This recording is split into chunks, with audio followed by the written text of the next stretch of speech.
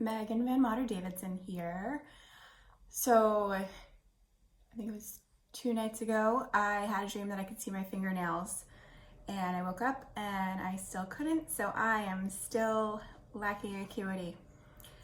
So the last update that I gave was after the month 2 visit post-injection down at Bascom Palmer.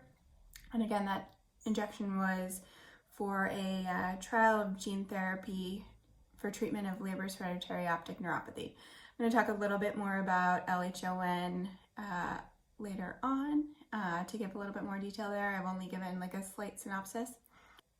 During that last update, I was still having some uveitis. I had prednisone face. I think that prednisone face is mostly gone. I'm off oral steroids. And since then I've had my month 3 evaluation.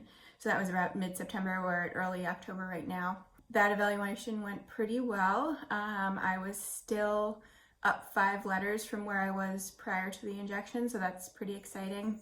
However, I'm very hard on myself and wish that I had a little bit more letters in my pocket, but we're another line down the chart, but we're getting there. And usually once they see improvement early on, they see improvement going forward with the other participants. I'm number 23 out of 27 in the trial. After that evaluation for month 3, Dr. Albini kind of said, hey, you know, you're pretty in the clear with the uveitis, which is my body fighting off the injection that I was given for treatment. It's half a good thing, half an annoyance, because you know, it just shows that my body's very healthy. However, you know, it affects my vision. So he said, you know, that's great, but there's a possibility that the uveitis could come back. So I want you to be evaluated by somebody in San Francisco.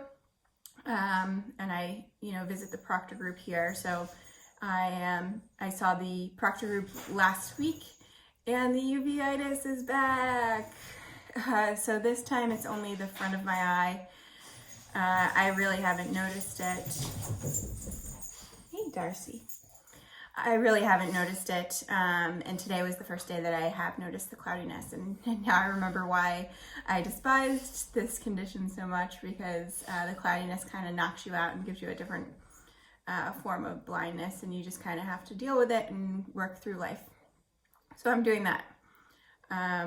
And I will see the proctor group again in another couple weeks just to do a follow-up. And then I'm not back down to Bascom Palmer for another 3 months, not till December. And at that point, that'll be my 6-month evaluation, and we'll just kind of see how I'm progressing. For a side note, like some of my major milestones after the 2-month evaluation prior to the 3-month evaluation was I, you know, put my glasses on just for to see how that would affect me at all. I know glasses and refraction can't really help this because it is your optic nerve. It's not anything within your eye. And I was able to gain a little bit more acuity when looking at my black whiteboard. And that was kind of exciting for me because I haven't had that in a while, just because the uveitis takes away your peripherals a little bit. The glasses really can't help because, you know, your peripherals are out of whack as well. And then the second thing was that colors were extremely bright to me. And I think that was just because I haven't been seeing these colors for a while and things have been dulled out for me. So, you know, blues were really bright. Reds were like neon almost. It was just because I haven't been used to seeing them. And every time I mentioned it to either the doctors down in Miami at Bascom Palmer or the doctors at the proctor group, they just kind of said, that's great. But it was nothing to be alarmed about, or, you know, no signs of major milestones. But it's, you know, another aspect of the gene therapy that could be taking place.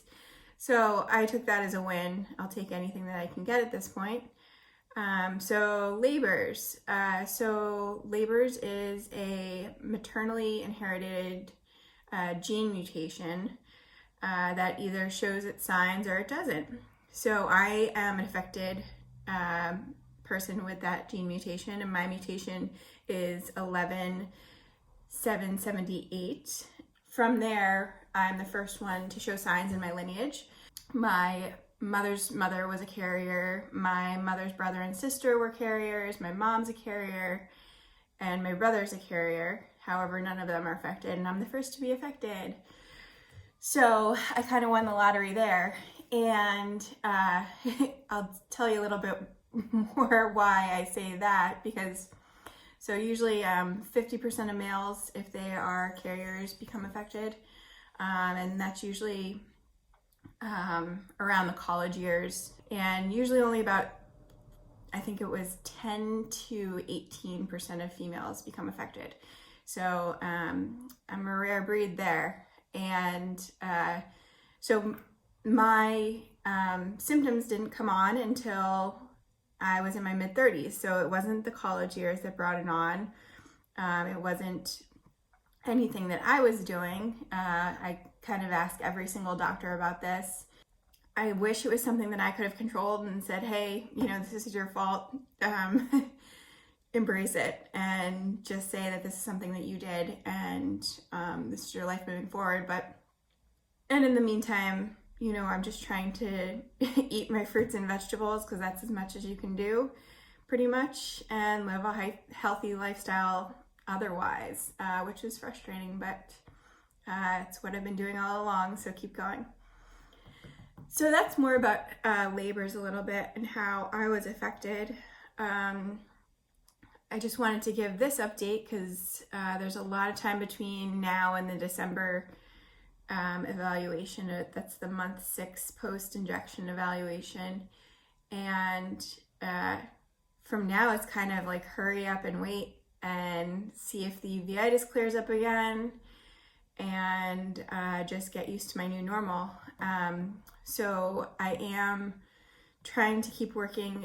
That's one of the most difficult things at this point, because again, my acuity is kind of minimal at this point. I have a scotoma in my left eye, which is a big blind spot, probably the size of like a grapefruit at arm's length. And then in my right eye, which was the injected eye, is where I have the fogginess or the uveitis. So it's kind of a mixed bag of blindness. But I have been working at a zoom of about 500%. Prior to the uveitis, I was down to 300%, which I thought was exciting to me. So I work when I can, and I just try and keep the eye strain down, because the eye strain actually, it's the first time that I felt discomfort besides when the uveitis was discomforting. So I'm trying to just be careful of that. And I guess I learned that eye strain is essentially dry eye, because when you do have vision loss in both of your eyes, your body actually tries to keep your eyelids open more than possible, or reduces your blinking, basically. So it's nothing I can control, but when you are at a screen or trying to focus on reading, that's when that happens. Which I thought was interesting, because again, it's your body trying to adapt and do whatever it can to do what it's used to, but it's not a beneficial thing to your eyes in general. In general, I have a lot of things to look forward to. We have my sister-in-law's family is coming to visit this weekend. We'll do some San Francisco sightseeing and some catching up. I haven't seen them in probably over a year, since before I was affected.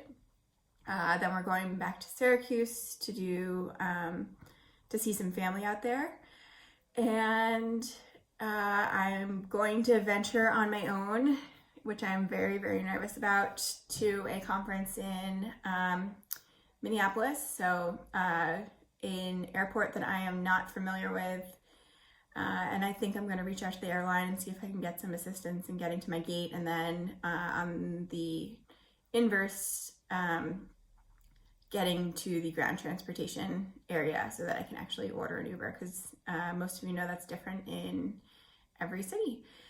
And then I have a good friend from home coming to visit me, and we just booked a couple days in Napa, which I'm very excited about. Some spa time and relaxation in some pretty views, and hopefully, knock on wood, the fires hold out. And they get power back out there, because right now they have power outages that were mandated to keep from fires occurring. Which I am thankful for, because if fires were to hit here again, I would probably be flying back to the East Coast as soon as possible. I am still trying to find my new normal every single day. It seems like my vision changes on the daily, and I just have to take it for what it is. Much love. Sorry for the long-windedness. Talk soon. Okay, bye.